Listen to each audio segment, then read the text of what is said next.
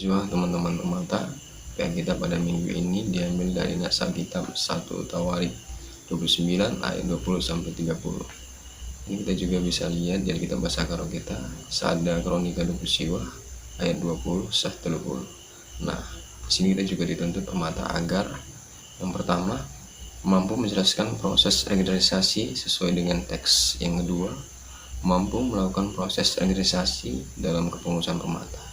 Sebelum kita jauh membahas tema kita ini, kita harus tahu apa sebenarnya kaderisasi. Kaderisasi berawal dari kata kader, yaitu orang-orang yang diharapkan akan memegang peran penting dalam sebuah organisasi. Dengan demikian, kaderisasi suatu proses dalam membentuk kader-kader baru dalam sebuah organisasi tersebut.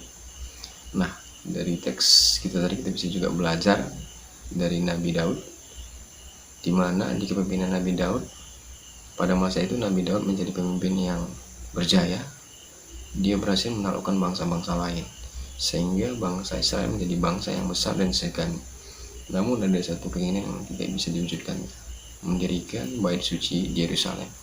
Meski demikian, Nabi Daud tidak pernah menurunkan semangatnya, dan dia memilih Nabi Salomo melanjutkan kepemimpinannya untuk menjadi seorang raja dan memimpin bangsa Israel dan mendirikan bait suci di Yerusalem. Nah, begitu juga kita permata tertera di bab 4 dan pasal 12 berisi tentang kepengurusan dan struktur permata GBKP, tingkat jenjang dari sektor, runggun, klasis, dan pusat. Nah, kita kadang pernah nggak mempertanyakan apakah Anda, saya, atau kita yang lain mau menjadi seorang pemimpin? Kadang beberapa teman-teman akan menjawab, saya sedang sibuk, saya belum pengalaman, saya sibuk, dan begitu banyak alasan yang bisa kita sering munculkan. Tapi sadarkah kita bahwasanya saat kita belajar dari suatu organisasi, saat kita masuk dalam suatu organisasi, berarti kita harus siap memberikan kepintaran kita, bersiap bahwasanya kita dipilih, ditunjuk, bila kita berani menampilkan diri kita, berarti kita adalah seorang yang bisa memberikan perubahan bagi organisasi. Jadi kadang kepintaran dan pengalaman itu kita dapat saat kita bisa berani melakukan tindakan dan berani menunjukkan jati diri kita sebagai permata.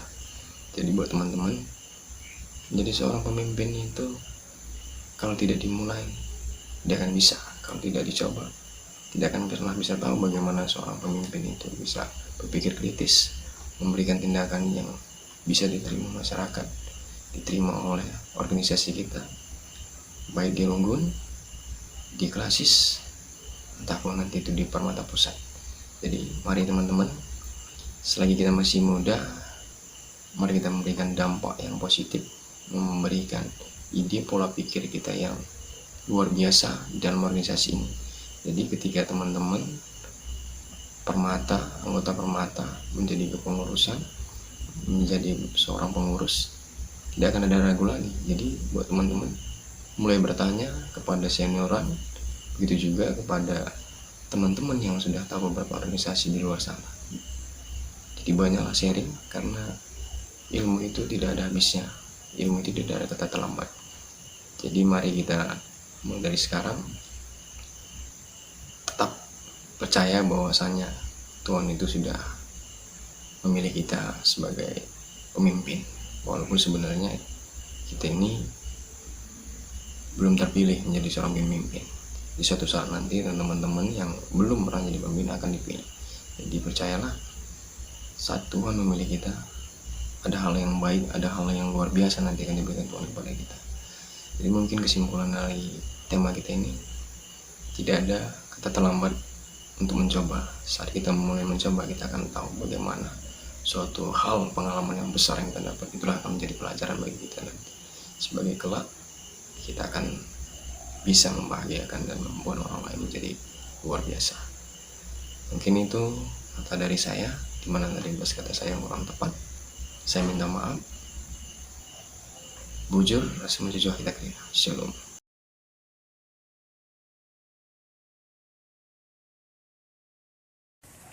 Halo, shalom teman-teman Permata GBKP Renggon KSD Tuntungan. Aku Ande Papinem. Senang boleh berbagi pada PA kita kali ini. PA kita yang berbicara tentang regenerasi, erat kaitannya dengan tahun konsolidasi, mengantarkan kita pada sebuah kalimat tanya, who's next? Siapa selanjutnya? Mengingat hal itu, saya berpikir dalam proses regenerasi yang terus terjadi di saya sendiri. Pertama kali terpilih menjadi pengurus itu di tahun 2008, itu sudah sangat lama di tingkat sektor, dan saya sangat menyadari bahwa kesempatan itu Tuhan berikan bagi saya untuk mengerjakan banyak hal, untuk menjadi rekan sekerjanya.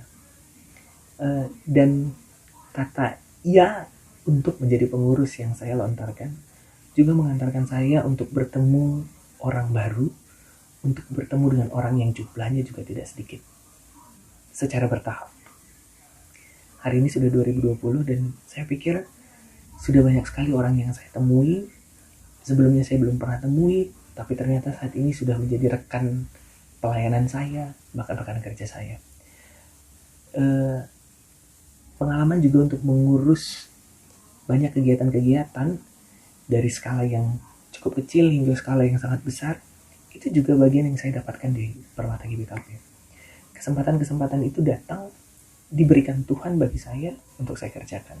Dan bukan hanya itu, ketika pun itu saya kerjakan, ternyata Tuhan juga berkenan atas sebuah pertumbuhan iman. Karena Tuhan maunya itu.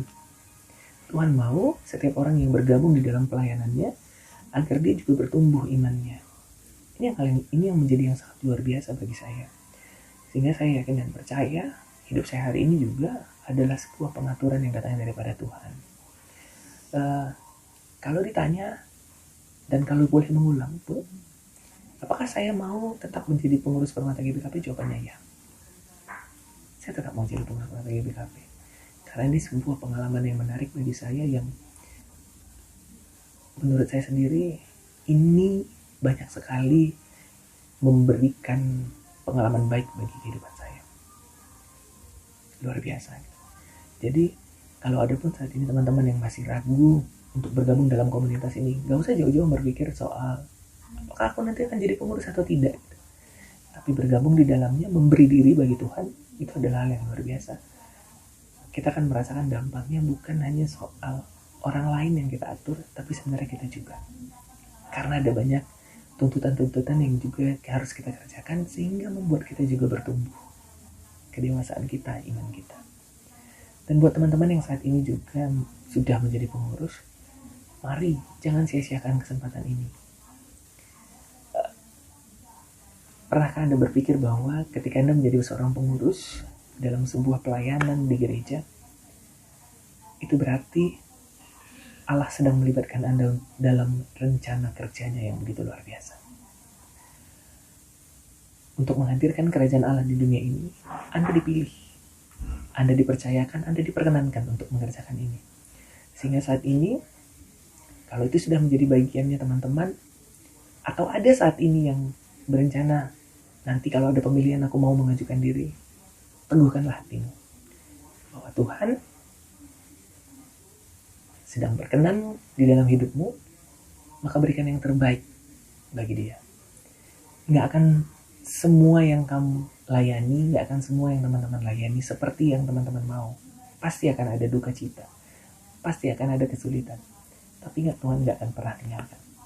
Sehingga yang dia perkenankan bagi kita adalah sebuah pertumbuhan, yang dia perkenankan juga bagi kita adalah kita semakin luar biasa di dalam melayani. Teman-teman yang terkasih, jangan ragu, jangan lagi bimbang. Ketika Tuhan berkenan, maka Tuhan tidak akan pernah meninggalkan. Tuhan memberkati.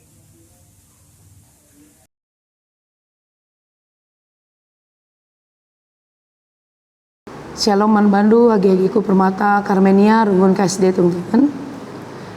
Kembali kita bertemu dalam PA Permata. Kali ini kita akan berbicara tentang regenerasi kepengurusan Permata Ibas Belang-ulang GBKP. So pelanga kita bagikan kata di bata, kita akan baca renungan. Mungkin sama-sama kita buka Alkitab dari 1 Tawarik pasal 29 ayat 20 sampai 30. 1 Tawarik pasal 29 ayat 20 sampai 30. Bisa kita lihat seperti tertera di samping ini. Baik, harapan kami maka opi dengar PA yang dibenakan ngosyoge kata di bati rumah bagi kita PA biasa. Maka sikap kita kerina sope lenga PA gelah ibas PA kari ngobahaci kita nurikan penggecapena. Tapi bas Pak Senda ikut situasi kita tetap kita ber-PA di rumah masing-masing dengan metode video online. Agi-agiku ada beberapa hal penting yang akan kita bicarakan di dalam PA Permata kita. Yang pertama adalah mengenal seorang pemimpin yang luar biasa. Siapa? Daud. Siapa Daud? Kita sudah kenal ya, Daud yang menggantikan Raja Saul. Dan Daud memiliki banyak anak, tapi yang menjadi penerus Daud adalah Salomo. Jadi cerita ini adalah berbicara tentang bagaimana Daud mengakhiri kepemimpinannya dan mempersiapkan Salomo menjadi generasinya.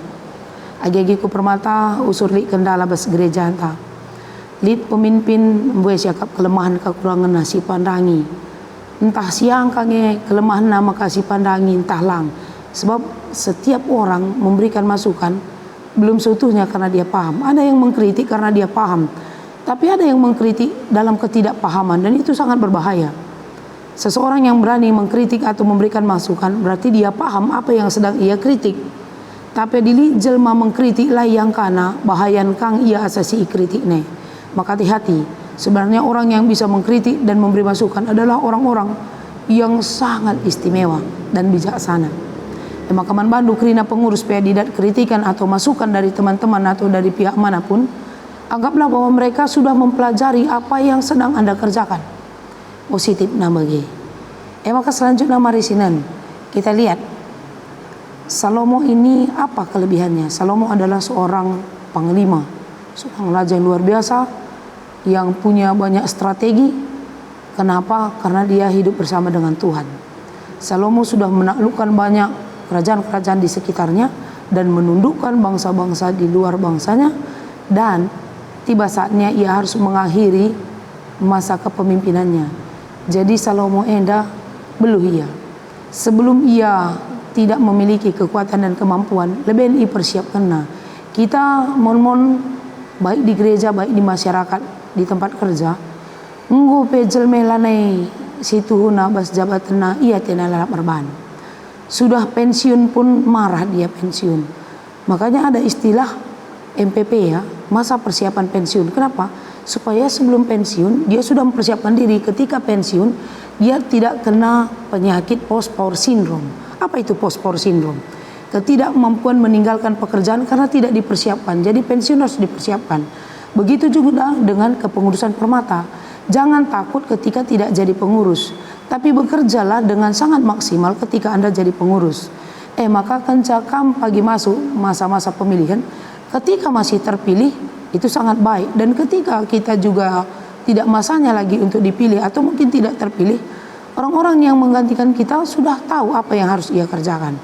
Jadi regenerasi itu bukan sebuah persaingan, tapi perpanjangan tangan Anda untuk kegiatan-kegiatan selanjutnya. Jadi yang regenerasi itu jangan menjadi musuh atau mantan pengurus atau pengurus dimisioner selalu mencari kelemahan orang-orang yang sedang menjadi kepengurusan yang baru. Isi perlu tahan bas. Atau pengurus yang baru tidak pernah berkomunikasi dengan mantan pengurus jadi ketika melakukan sesuatu terputus program itu. Tidak bisa. Estafet itu harus ada. Pengurus yang lama memberikan catatan-catatan apa yang sedang berjalan dan apa yang akan dijalankan. Pengurus yang baru akan mempelajari apa yang harus disambung dan apa yang akan direncanakan. Untuk itu, pengurus yang sedang berjalan sekarang meregenerasi. Sama seperti Daud. Apa keistimewaan Daud dalam teks kita? Dia melakukan hal besar dan memberikan contoh yang baik bagi anak-anaknya. Dan yang paling penting adalah dia hidup bersama Tuhan. Seorang pemimpin, seorang pengurus yang luar biasa adalah menunjukkan buah rohaninya, buah kini terkena, karakter yang baik. Ya, regenerasi yang baik adalah mencontohkan karakter yang baik buat calon-calon pemimpin selanjutnya. Maka diminta kaderisasi, bukan organisasi aja yang perlu kita buat untuk adik-adik kita, untuk penerusnya, tapi karakter dokam pengurus Permata Runggun si Gundari lah berikan contoh si Mahuli man agi-agi do gula tupungnya pengurus ingat na abang na sange Mahuli karakterna ndak lali si man ikutan kan. Jadi jangan berbicara etika organisasi ketika Anda tidak punya spiritualitas yang baik. Itu nomor satu yang perlu. Maka kerinakan pengurus, baik pengurus apapun di gereja ini, entah di tempat kerjaan, haruslah buah kini terkendu tuduh kendu bagi Raja Daud. Itu yang dia contohkan. Kemudian ia ajari. Maka kita olah pelit ilmu. Semakin banyak pengetahuan yang Anda bagikan, Anda akan semakin kaya. Jangan berpikir ketika saya membagikan ilmu, maka akan ada saingan. Salah. Saya sudah membuktikan di beberapa hal, contohnya ketika saya melatih musik, saya mau mengajari orang lain dan ilmu saya tidak hilang. Bahkan pada saya memberikan pengetahuan saya kepada orang lain, saya menemukan metode-metode baru dan saya bertambah dengan inovasi yang baru. Kam pengurus Permata Simbaru, tupung ajarin dua gindu, labu pernah kari ilebeina kam. Dia akan punya inovasi sendiri, tapi Anda akan melahirkan inovasi yang lain. Maka jangan pelit ilmu. Yang terakhir dalam renungan kita, ketika kita sudah akan mendekati masa periodisasi, dan mungkin pada saat periodisasi Anda sudah punya pengalaman periodisasi, mantan pengurus atau yang sekarang sedang jadi pengurus atau yang bakal jadi pengurus. Ada orang mengatakan, nggak ada yang mampu menggantikan kami, nggak ada yang mau, makanya aku tetap menjadi pengurus Permata, makanya aku tetap jadi pertua diaken. Harus kita lihat dari dua sisi. Satu, ada orang berambisi jadi pemimpin, jadi pengurus di gereja, mungkin dengan ambisi yang salah, tapi mungkin saja setelah dia dilantik, ditangguhkan, dia akan dibenarkan oleh Tuhan pada masanya. Yang kedua, tidak ada yang mau dipilih bersama-sama dengan periodisasi di kepengurusan Anda. Laboban kam jag, salah sada kegagalan du mengkader anggota du jadi pemimpin. Jadi bisa dikatakan salah satu tolak ukur keberhasilan seorang pengurus Permata Runggun adalah ketika banyak calon-calon pemimpin. Jangan sebut itu saingan. Itu adalah rekan kerja Anda yang akan menjadi calon-calon yang baru. Kalau Tuhan berkata bahwa masih Anda di sana, Anda akan tetap menjadi pengurus. Kalau Tuhan katakan yang ini di periode ini, itu pun bukan saingan. Maka pastikan lead kala si siap untuk dipilih, bukan dengan metode yang negatif atau dengan ambisi, tapi karena dia dipersiapkan, dia punya kerinduan untuk jadi pemimpin. Bagaimana agi-agiku Krina ngositah latar belakang Daud, engkai makanya serius mempersiapkan Salomo. Ras ngositah kendala bas gereja ta sulit sekali mencari pemimpin, maka si paksakan orang-orang tertentu jadi pemimpin lape bidangna, si paksakan ia dungnanca jadi pemimpin, jadi pengurus ia, berkacauanlah. Berkacauan, rontas semua permatenda karena orang yang sebenarnya tidak memiliki kemampuan di bidangnya dipaksakan. Maka ICP jadi pemimpin tak labo perlu bantah jadi persoalan dari klasis mana, dari rungkun mana, dari sektor mana, nggak peduli. Yang penting adalah dia sudah selesai di kader dan memperlihatkan buah-buah kepemimpinannya ketika dia belum menjadi pemimpin. Tanda akan berhasil menjadi pengurus yang sedang membina adik-adik atau regenerasi selanjutnya. Maka bantu agi-agi kami melalui PA Permata ini selamat mengkader agi-agi duras periodisasilah pada masanya sesuai dengan aturan yang ada di Permata GBKP. Dan ingat, periodisasi bukan ajang siapa menang siapa kalah, bukan ajang untuk memperlihatkan siapa yang paling hebat, tapi ini adalah sarana untuk memuliakan nama Tuhan dan setiap orang punya hak, punya kesempatan untuk menjadi pengurus Permata GBKP. Selamat melayani, selamat ber-PA. Tuhan Yesus memberkati. Amin. Kita akan mengumpulkan persembahan ucapan syukur kita kepada Tuhan. Mari kita angkat lagu pujian kita, pasukan sembah Tuhanan.